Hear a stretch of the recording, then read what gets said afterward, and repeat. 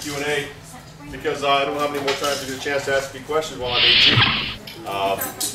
Really pleased that my chief deputy did very well, and even though it was kind of got nasty, and hopefully, well, not hopefully, already Sean Reyes stepped up immediately and said he supported John, and that's the way it ought to be, I think, in all these elections. So we got to get him elected this fall. So thank you for your support, and hopefully you'll be able to work with him to help put him there for at least another 4 years.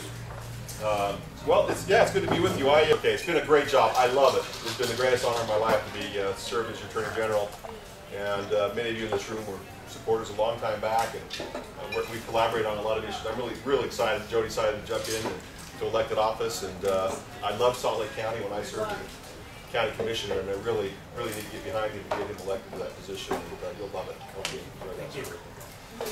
All right, so well. Y'all know what happened. You answered the question correctly. You're all very well educated on what happened at the Supreme Court. But let me just take you back. It's only, it's amazing that we got to the Supreme Court in 2 years. Just over 2 years. It was just in March of 2009 when the Congress was voting on the Affordable Care Act. It's Patient Protection and Affordable Care Act. We call it Obamacare. I say Obamacare all the time. People get mad at me. You're making fun of it. You shouldn't call it that. And I'm like. Eventually, he said, yeah, it's my Obamacare, it's my plan, so you can call it Obamacare without offending anybody. But we were attorneys general from way back in 2009, late 2009, when they were debating the Affordable Care Act and different versions of it.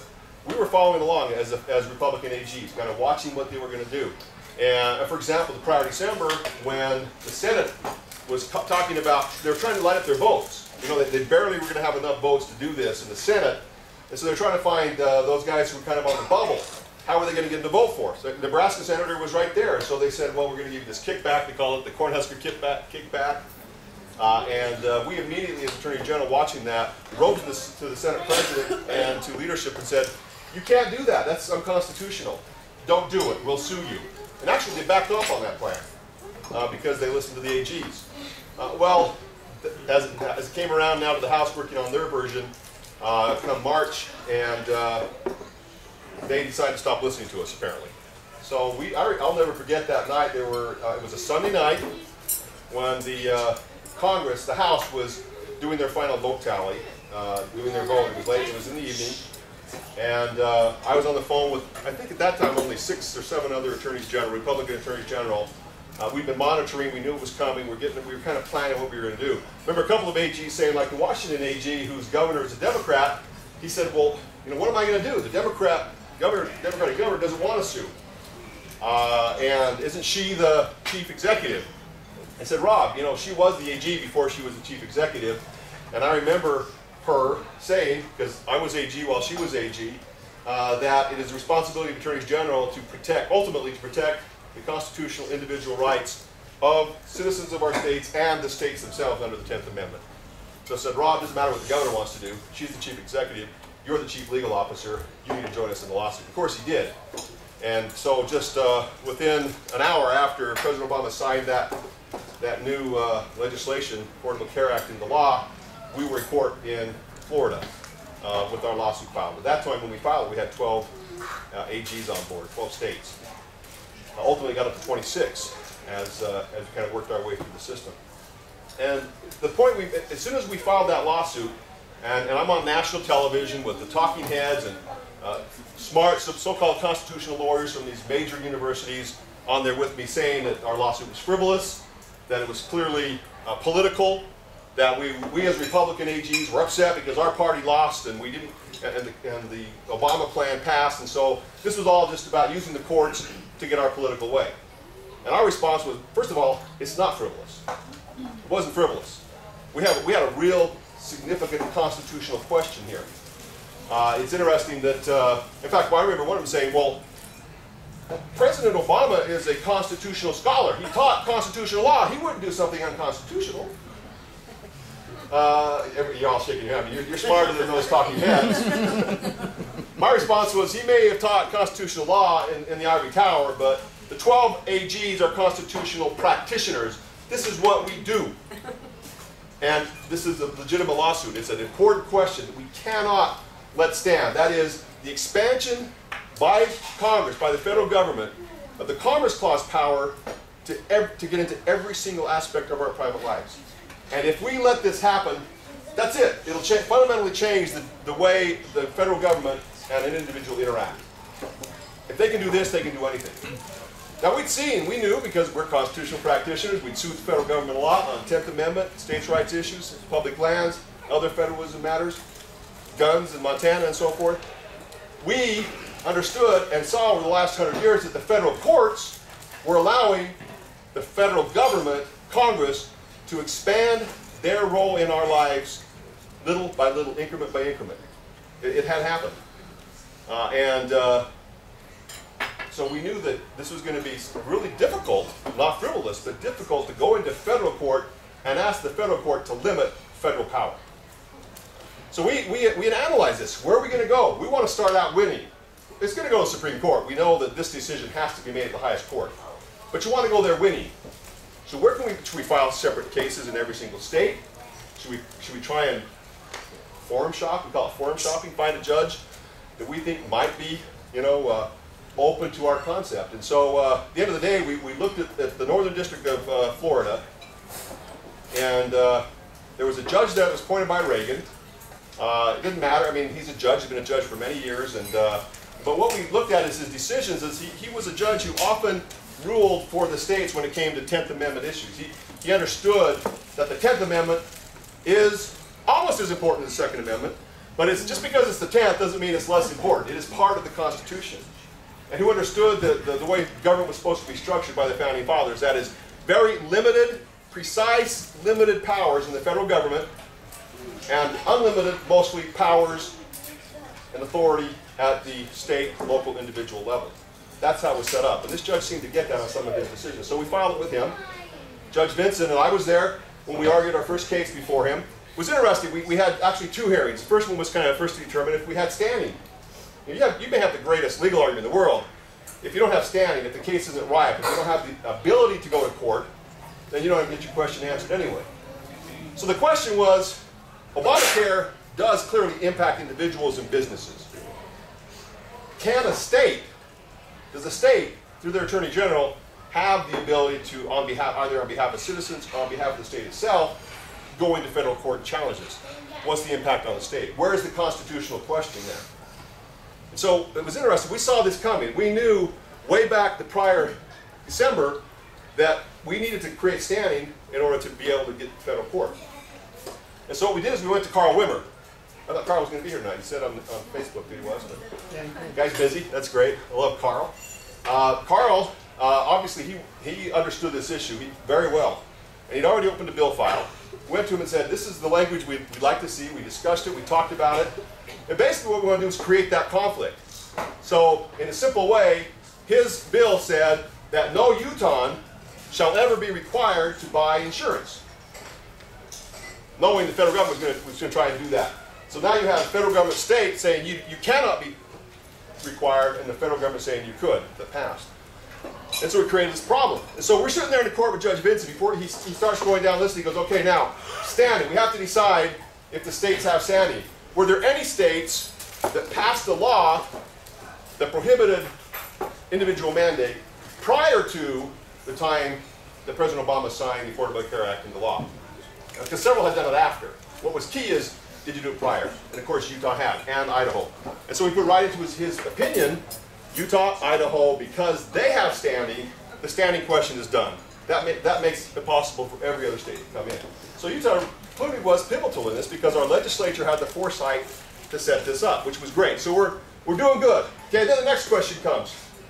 Judge Vinson says to counsel from the DOJ, he starts giving his argument, says, just wait a minute now. Is this a tax?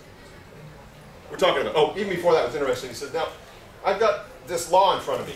He said, counsel, how many pages is it? And amazingly enough, the Department of Justice attorney said, well, Your Honor, it depends on what size type you use. He says, the one in front of me is only 700 pages. And just like, well, mine's like 2,000, 1,700 pages, which is really what it is, about 700 pages. So already you kind of see this kind of not being completely upfront and honest with the judge. So then the judge says, all right, counsel, you're here arguing, are you arguing that this mandate, the requirement that every American buy certain insurance, and if you don't, you're going to be penalized, is that a tax? He says, well, yes. He said, now wait a minute. You can't come into my courtroom and call it something when Congress and the President have called it something different. He said, I read the paper. It's the judge talking, this great constitutional judge. He said, I read the paper. I saw over and over again Democratic members of Congress and President Obama saying, almost pounding the table, this is not a tax, this is not a tax, this is not a tax. He actually wrote in his opinion, he says, Congress cannot call something one thing and say, we're doing this, the authority we have to pass this legislation is this power in the enumerated Article 1, Section 8. This is one of our enumerated powers.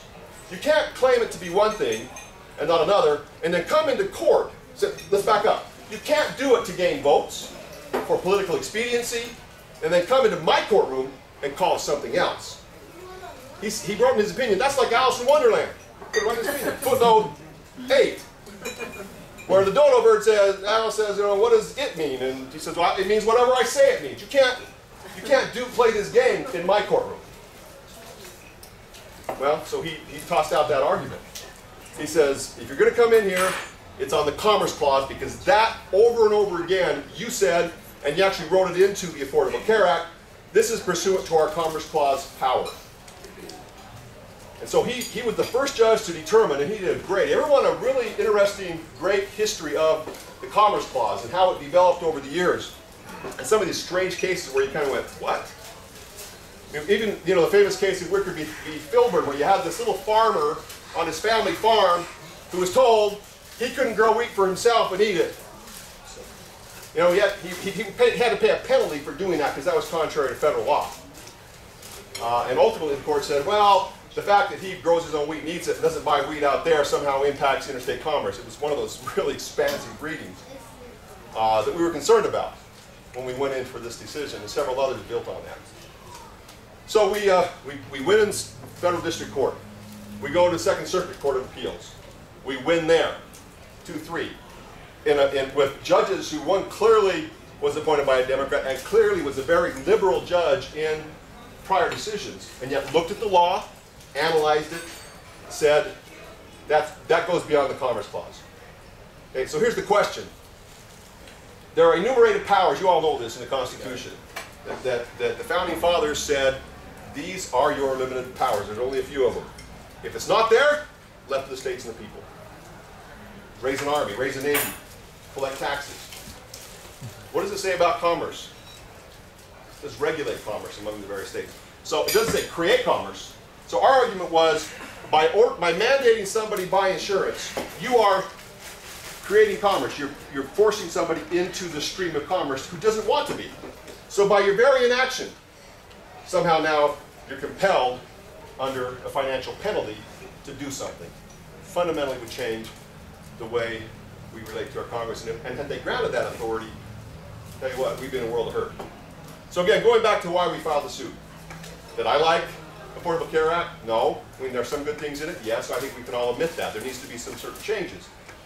But to us, it wasn't about the policy. We're legal practitioners. To us, it was, we have to stop the federal government now from going beyond their enumerated powers. This is a 10th Amendment argument, pure and simple. It's not about health. It's about the law and the Constitution. So our goal in going to the Supreme Court now, obviously, is to convince them to not allow this massive Commerce Clause expansion. And so I'm there. I could almost reach out if I had a ruler and smack one of the Supreme Court justices. Not that I would, but that's how close I am. So you get every nuance, every face. They make faces. They look at each other like, what do you think of that kind of thing? Especially Breyer. Breyer will ask a question, and he looks around at everybody like, huh, what do you think about that? Like, he's a really kind of funny guy. Kind of like, what are you going to say to that? And you see them in their positions, their questions. You kind of analyze where it's going. Obviously, going into this discussion, we knew there were 4 justices on the court who we did not have a chance of convincing. They were clearly very liberal in their decisions. they were going to go with President Obama and the Democratic Congress. We knew that. Okay? And we knew we had four. We thought we had four. Pretty conservative, generally on these issues. And we were arguing to Justice Kennedy. We knew he'd be we believed he would be the swing vote. But we're still listening and analyzing what they're saying. So when Chief Justice Roberts is asking us, I mean, he right on the shoot, just like Judge Vinson did. He asked Borelli, the Solicitor General, is this a tax? And his answer was, well, it's not a tax, but we passed it pursuant to our taxing authority. Now, that's not kind of Alice in Wonderland kind of, I don't know what it is. I thought, you know, what did he think of that argument? We thought he would just be like, well, that's nothing. Right? We thought it would easily be there. And Justice Roberts' other questions when it came to the Commerce Clause, we felt really good about. Justice Kennedy starts his questioning just minutes into the Solicitor General's arguments. Minutes. And he says, he said, so are you arguing, Mr. Solicitor, that Congress can create commerce and compel you to be into that commerce stream? Which is exactly what we wanted to ask. He thought, okay, he's with us. We're like, yeah, he's with us. And then he said a little bit later, if we allow Congress to do this, it will fundamentally change the relationship between individuals and their federal government. We're like, yeah, we got Kennedy. We're going to win 5-4. Okay.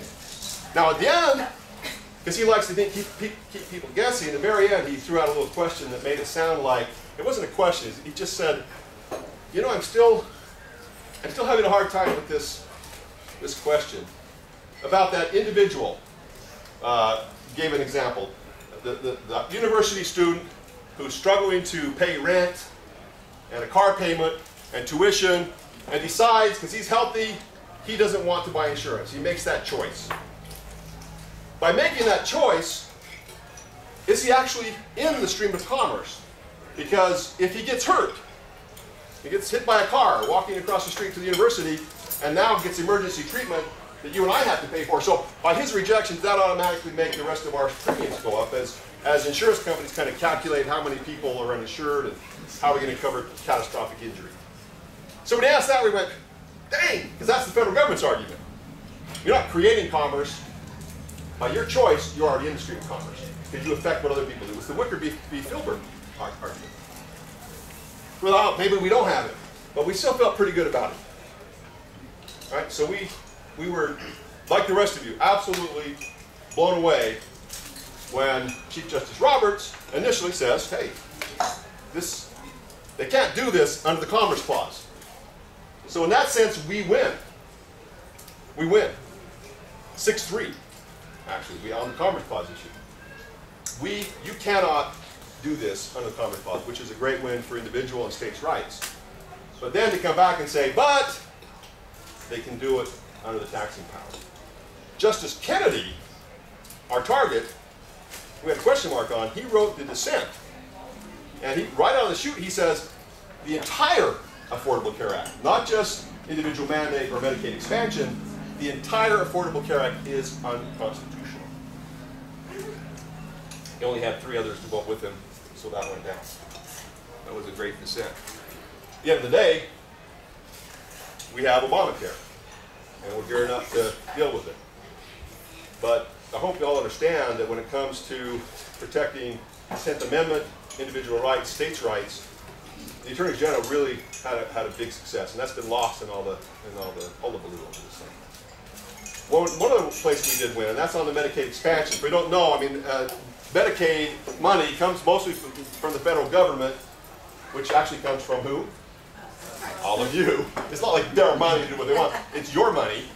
And what does then is obviously the state of Utah, it's a big chunk of our budget. And we put money into it as well. Part of Obamacare was this huge expansion on who qualifies for Medicaid. And they don't cover all of it. Meaning if the state of Utah, you must find a way to cover that excess. How do you do that? Raise taxes? Take it from education, take it from roads, take it from somewhere else. You have to figure out how to do this. Our argument on that, and if you don't, if you choose not to cover this additional expense, you just tell us to pound sand, then we're going to take all of the Medicaid money away from you, which would be devastating to any state's ability to then cover those who truly are in need, and that we've agreed we should cover.